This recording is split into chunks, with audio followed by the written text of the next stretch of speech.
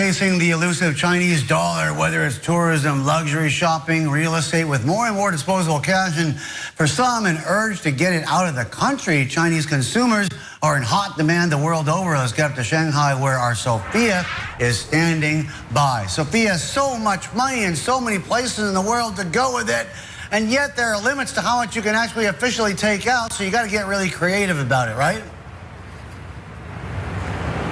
That's right, Bernie. Definitely trying to get creative to get your money out of China, but that's certainly not stopping a lot of people looking for growth here with the Chinese. I have with me Peggy Olin, the CEO of OneWorld Properties, a Florida real estate broker, one of the companies looking for growth from the Chinese. Thank you very much for joining us today. Thank you for having me. So I wanted to start by asking you, obviously there's been a lot of capital controls from Beijing, a lot of people having a little bit more trouble moving their money out. How do you see that playing out with the customers that you're trying to attract and having them buy into property in the U.S.? Sure. That's a great question, and actually is the #1 question for a lot of people when we are saying, well, we continue to market to the Chinese. I don't think that's going to stop the investment. I think that the U.S. real estate will continue to be that safe haven and that the Chinese will always look into. The key is time. I think that it's not a matter if they can get their money out. It's the time that you will give that person or that buyer in order to make that commitment. And that's what we do. We analyze each buyer, and we work with their time in order to be able to achieve that. And other than that, also, there are a lot of families that have diversification all over the world. So it may not be necessarily the money coming from China directly, but it may be other investments in other places that they have that they liquidate and then invest in the U.S.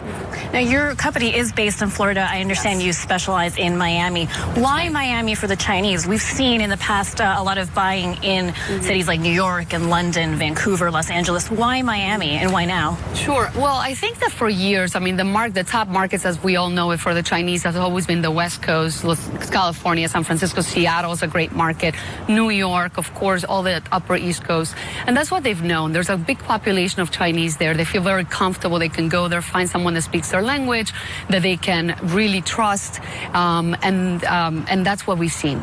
But, you know, over the years, I think that the awareness from the Chinese has increased in Florida in general. I think that currently in Florida, there's a huge amount of investments from Orlando all the way to Miami. And why that is, I think the #1 reason is also diversification within the U.S. and price. Price plays a huge component. I mean, Miami right now, Miami is going to be a city where it's played to be the Hong Kong of the West. That's what I see for Miami. We have the same characteristics of Hong Kong does here in Asia. And I think that really resonates with the Chinese. They see that vision. Aside from a lot of big construction companies or big players in China are making investments in Miami, such as Swire with such a big project like Brickell City Center, that really put a lot of emphasis in Miami and curiosity from the Chinese. Also, Miami is growing as a city. It's becoming very sophisticated. It's more global, and it not only becomes a South American now investing also in Miami, but also, you know, we have buyers from every part of the world, and the Chinese are certainly coming, and they've been doing more and more so in the last couple of years. You know, in the past, with a lot of Chinese buying in other cities, that's pushed prices up on the market, leading to city governments, to authorities trying to put in some curbs to help push prices back down. What are you seeing now? What's the impact in Miami as more Chinese are coming in? Well, I think that Miami has a lot of growing up to do, and there's still a lot of room for growth in Miami.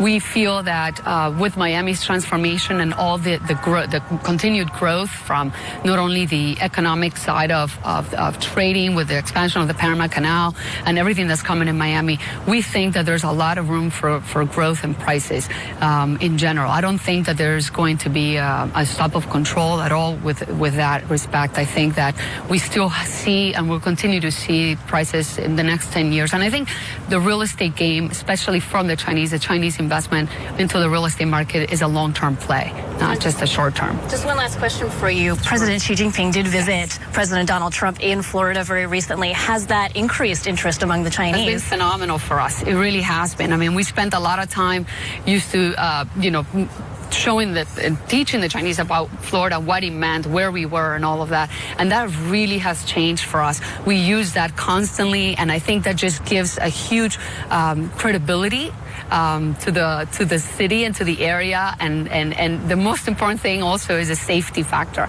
People they feel safe, and they felt like if their president was safe and they visited, well, that may be safe and good enough for me. So that's been great. Thank you. That's all the time we have for today. Thank you. Now that was CEO Peggy Fucci with OneWorld Properties, a Florida real estate broker. Back to you. And thank you so much for that update, Sophia.